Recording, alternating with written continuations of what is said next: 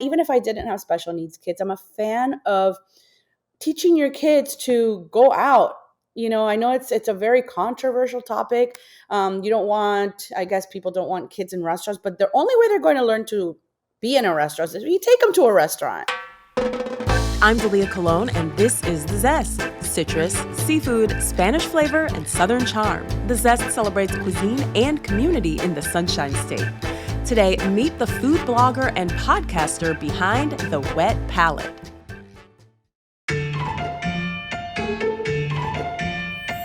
Cuba may be only 90 miles from Florida, but for Brenda Popritkin, the food experience has been night and day. After spending her early childhood on the island eating rationed eggs and rice, young Brenda moved to South Florida, where she discovered an abundance of steak, pastries, and, of course, coffee windows. Now as an adult, Brenda is the brains behind the Whet palette. It's a blog and podcast covering food and wine in the Miami area or wherever her travels may take her. I recently chatted with Brenda about her favorite South Florida restaurants, the food trend she's excited about, and her first impression of McDonald's hamburgers. She starts by explaining how being the parent of 2 kids with special needs led to her passion for fine dining. My name is Brenda, and I am a writer and podcaster for the Whet palette, which is my own website about food, wine, and travel. Oh, that's so much fun. We have a lot to talk about that because I am also a writer and podcaster. So how did you get into it, and what came first, the writing or the podcasting? My husband and I are special needs parents, and I used to write on the parenting beat to write about my experiences as a special needs parent. And then we realized that date night was very important for us to keep connected as special needs parents. 80% of marriages with kids with special needs end up in divorce. So that need to be connected as a couple is very important. So we started really paying attention to our time alone. So date nights and trips and travel, and that kept us connected, which then turned into friends asking you, what about that restaurant you just went to, and where did you go, and can you send me your itinerary? So then I said, well, maybe I'll just start another blog and I'll start writing about this, and I could just do my links of favorite restaurants and just send it to friends, and they don't have to bug me anymore. With all the recommendations. And then that turned into reviews, and that just turned into so much more. So I kind of had both, like both blogs. If you read both blogs at the time, it sounded like 2 different people, like 2 different lives, right? One is, about just how hard it is and just the little day-to-day aspects of special needs. And then the other one's like, hey, I'm in New York. I'm having wine. Oh my gosh. Good for you. So you've got like mom life and then like just fun Brenda living your best life. Definitely. Oh, wow. That is such an interesting journey. So I stopped writing the parenting blog for a while. And then when I met my best friend, at some point we said, let's do something together. And let's just talk about this in a real way that parents can relate to, because everything out there for parenting is very, sterile and PC, and just, our focus is autism. So, autism affects 1 in 42 kids. We're like, hey, this sucks. I had the crappiest day today, and here's why. And I actually approached the blog, the Whet palette, the same way. It's very honest, whether it's positive, negative. I mean, I tried obviously to keep it upbeat most of the time, but sometimes in the reviews, I'm just honest. Like, this just didn't work. Oh my gosh. I love that. The honesty is refreshing because I don't want to just hear about how great everything is. I want to know, like, is it a good deal? Can I bring my kid? So what part of South Florida are you in, and what are some of the places that you find yourself recommending to friends again and again? I actually live in Broward County, which is just north, about 30 minutes north of Miami. But we only dine in Dade County, in Miami-Dade. And I grew up in Miami-Dade. So that's my home, my kind of home away from home, and definitely where I eat. I think all the best restaurants are there. And so we take that on weekends, and that's where we drive to go eat. So it's usually Ariete in Coconut Grove, Fiola, Coral Gables, the Surf Club in Miami Beach, Stubborn Seed in Miami Beach as well. It's so many, but I mean, I love these so much. Zitsum in Coral Gables as well. Those are the ones I frequent the most. I'm there all the time. There's a new one called Matis. It's in Midtown. It's Peruvian, like home style Peruvian cooking. It's really good. One of my new favorites this year. Those are the ones I've been, I think, probably the most this year. Now, how do you even decide where to go? Because I'm in the Tampa area and there are new restaurants popping up all the time. I don't even try to keep up. I mostly cook at home. But for Yeah. someone like you who has to keep on like feeding the beast, as we say, and coming up with new material, how do you decide which ones are worth checking out? I think I'm just so immersed in this scene, in this world, that anytime anything piques my interest, I'm mostly on Instagram. I use it as bookmarks. So I follow it. And if I'm following it, it means I'm interested. I try not to follow anything that I wouldn't be attending. And once in a while I do, only because I need intel, I guess, from whoever the chef is, something like that. But for the most part, if I'm following it, it's something I'm going to try. And so I have a really good memory, and I keep a list of just the places that I'm interested in. I try to follow everyone from the chefs to the management to SOM. So I'm always figuring out, oh, this person left here and they're going there. So I'm going to follow if it's something I like. It's just a constant reel in my head everywhere I'm going to go. There are days, I won't lie, there are days where I want to give up. I'm like, that's it. It's too many. I can't try everything. I cannot physically try everything, but I just kind of keep a running list in my head. Yeah, it seems like one of those things that's fun if you don't do it all the time, and it could become a job, something that you started for fun. Yeah. What's the most memorable meal you've eaten lately? Lately, Matis. It's by Valerie Chang, and she and her family, her dad and her brother, they were part of Itame, which is a restaurant that just closed and it's about to reopen. And we were big fans of that. So we kind of followed along, like she opened this new restaurant. And this new restaurant is just approachable, casual, home cooking, Peruvian home cooking. And I went just to check it out and I got so hooked. I think we went like 5-6 times the first month. We just kept going back. Oh, let's now take your dad and now let's take these friends. And we just wanted to keep going back. And it's not that it's anything, I usually focus on fine dining, and it's not actually fine dining at all. It is just so good. And it feels like it's made with love. I can't even explain it. Everything, the flavor, everything's on point. And we just got so addicted to it that we've been a ton of times. And that's the one that I think hit me the most this year. What do you order there?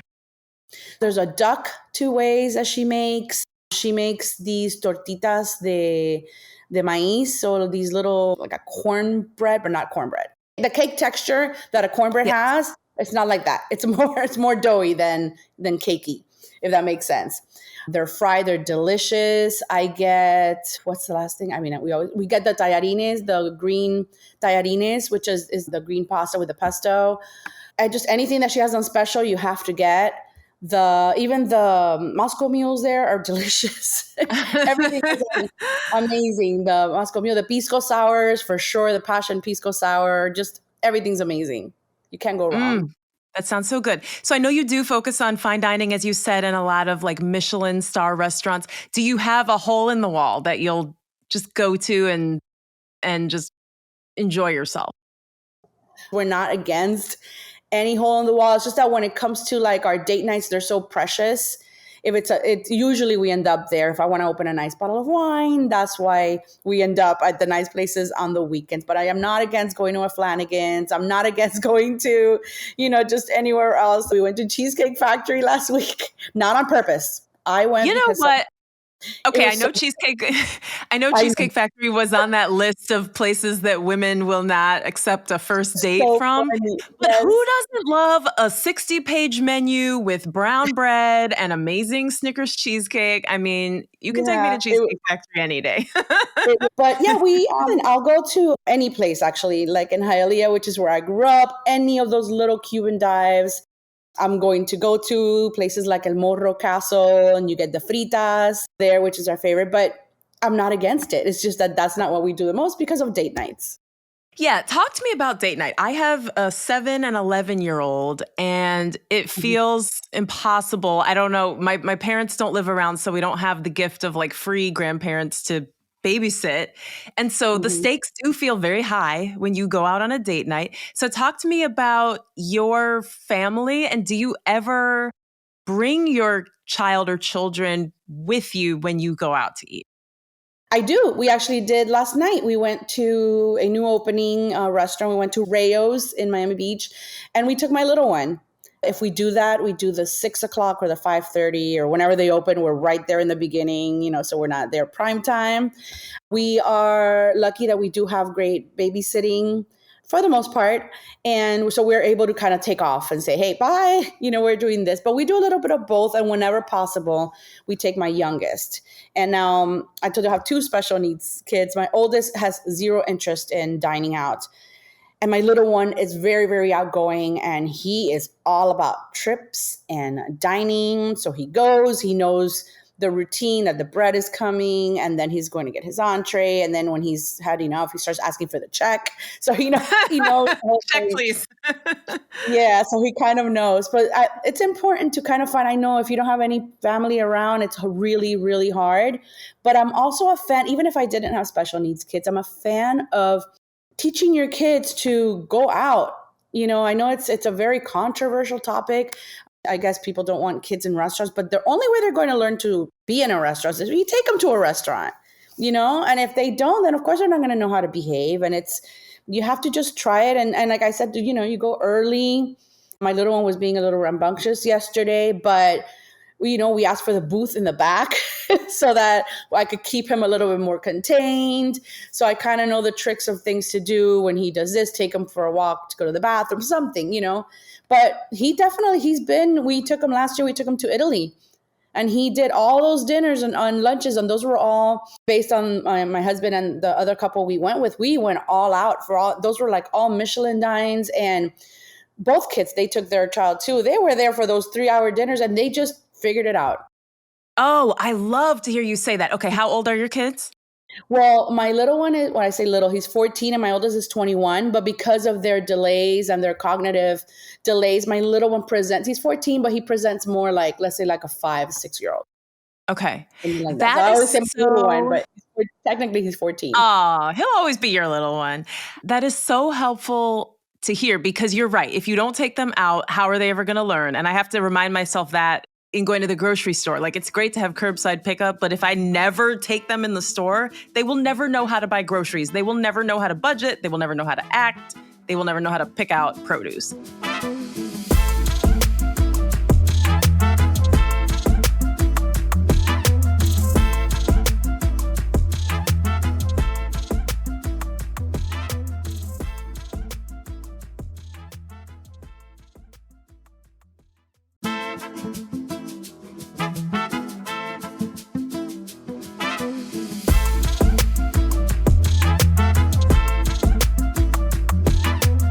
We actually have a trip coming up. We're going to Portugal and Spain.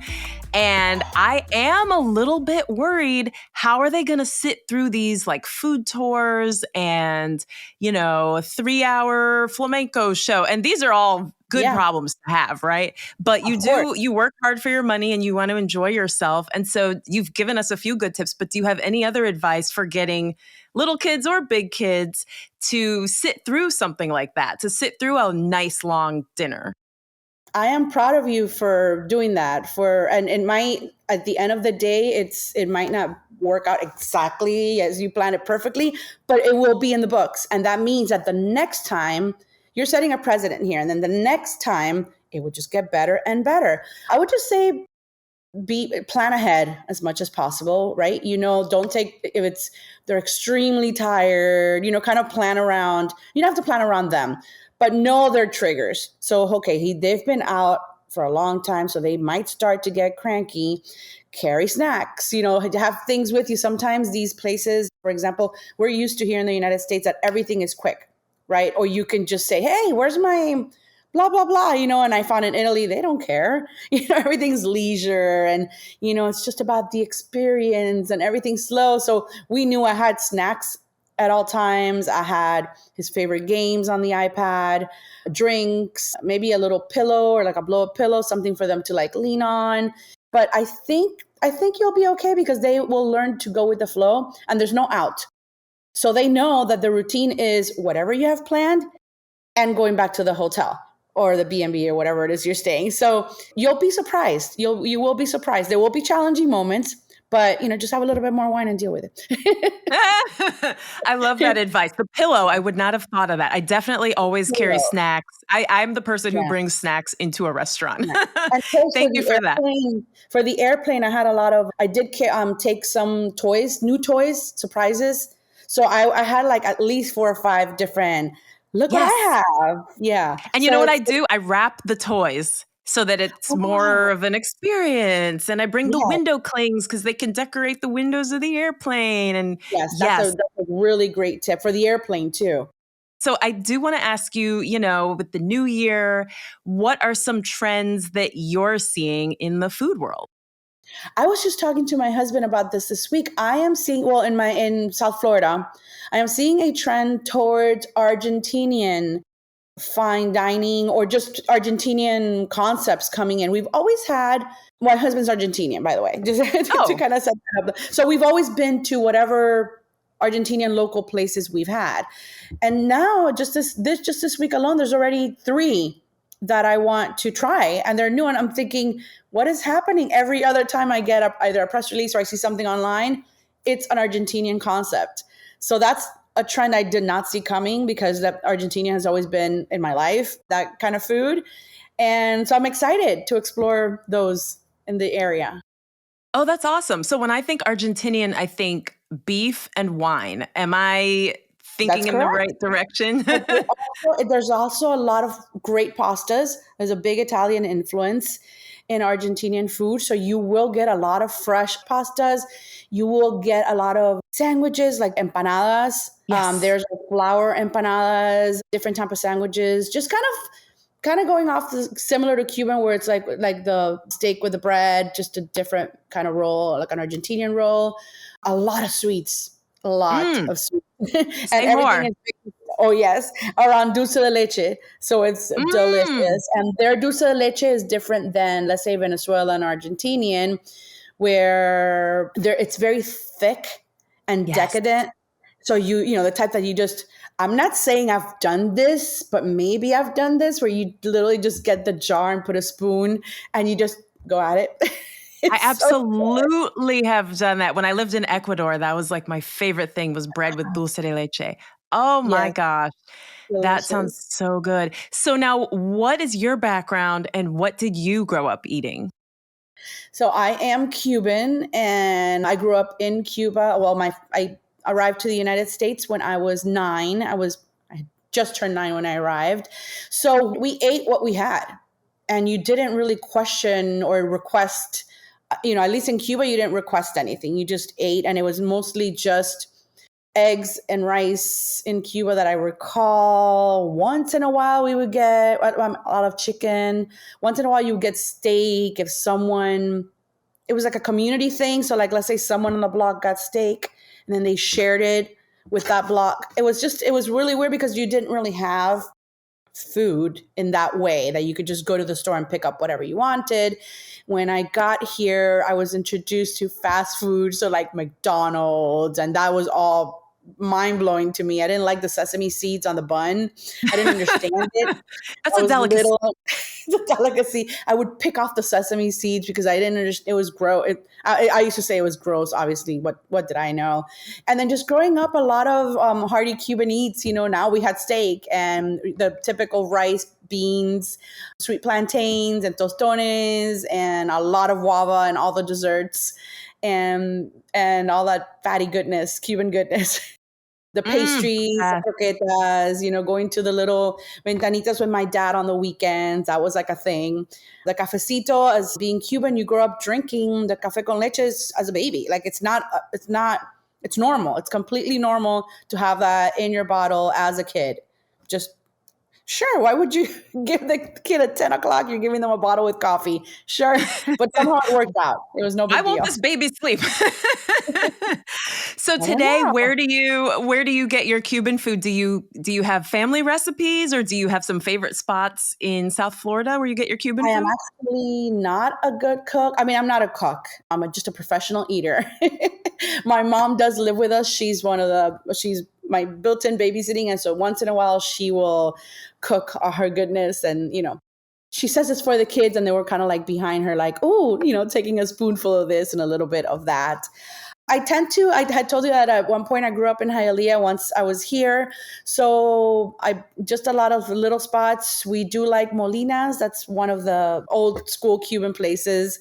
It's kind of like the go-to that whenever we have that, we want that kick, that's where we get it from. Wow. Oh my gosh. What a range from growing up in Cuba to eating in Michelin star restaurants in Italy. Just Yeah, amazing. Okay. Well, I will have to check out your blog because when I'm in South Florida, I'm going to need places to eat. Last thank you. question. What are you excited to check out next? What's on your list that you haven't gotten to yet? Okay, so like I said, all those Argentinian little spots, there's one, well, I don't know if they're little. I have to check them out. There's one called Log, that I want to try. There is another one called, I think it's Casa Vigil. I'm not sure how they're pronouncing that in English. Vigil. And Vigil in English, but that doesn't sound Vigil, but as I'm not, fancy as yeah, Casa Vigil. it's going to be Casa Vigil. And then there's actually a new restaurant called Erba, which is Italian, but it's by Chef Niven Patel of Oh, Ghee and yeah. Mame. So he opened We a new had him on the cocktail. podcast. He has He was another restaurant. new, and it's Italian. And I don't know if you know, but he was actually trained in Italy. So he's actually trained in Italian, all the pasta making and everything authentically in Italy. So I'm excited to try that one next as well. Oh, he's amazing. Yeah, and he's got the Yes. garden. He grows the vegetables in his Yeah. yard and brings them to work. That's pretty He's impressive. amazing. Well, he does. I don't know if you've heard of Rancho Patel. So Yes. what, yes, so we went last year, and if you go early, you can actually go forage for your food and pick out the carrots, and it was incredible. I have never sat there so happily eating lettuce and tomato and cucumbers, and I was Oh, in I heaven. didn't know. So you Yeah, can pick out your own. It's kind of like if you catch a fish and then they cook it for you, but you pick out the veggies you want and they cook them for you. well, it's an actual dinner that he does. It starts now again in November. So it's he does it, I think, from November through March. It's an actual dinner, and it's organized. So it's not like you just, hey, look, I found Not this Lord thing. of the Okay. Flies. No. So they guide you. So they tell you, okay, in this section, like here, let's pick this out. But you just putting your hands there and like going through the motion and then seeing how they convert everything. And it's an outdoor kitchen, and then you're eating feet away from where everything came from for the most part. And he staffs it from everyone from his restaurants. So I'm telling you, they are clearing plates, and everything is on point. Service is on point, just like it would be at one of his restaurants, but it's in a farm. It's in his backyard. So you see everything that you just said. You see where everything came from. You're there. You're sitting there, and it was a beautiful experience. I'm actually counting down for him to announce the new dinners that he's going to do. Oh, that's so cool. Brenda, you know so much. You're the friend everyone needs. Oh, this is where we started the blog. Yes, full circle. This is why everybody just needs to check out the blog, check out her podcast, and leave her Yeah. alone so she can enjoy her Brenda time. Is there anything else you want people to know? Just get out there and eat and support your local food community. They work so hard, especially the smaller local concepts versus we have so many what I call import concepts coming in, those big box restaurants. Just go out and support your local chefs, the local ones that are actually fighting against those big concepts, because it's a lot of competition. So go out there and support, try to get out there as often as you can and enjoy yourself. Enjoy yourself, just like you. Thank you so much, Brenda. It was great to talk to you. Thank you, Dalia. That was blogger and podcaster Brenda Popritkin. You can follow her on social media wherever you get your podcasts and at The Whet Palette. And if you're not already, please follow us at The Zest Podcast. I'm Dalia Colon. I produce The Zest with Andrew Lucas and Alexandria Ebron. The Zest is a production of WUSF, copyright 2024, part of the NPR network.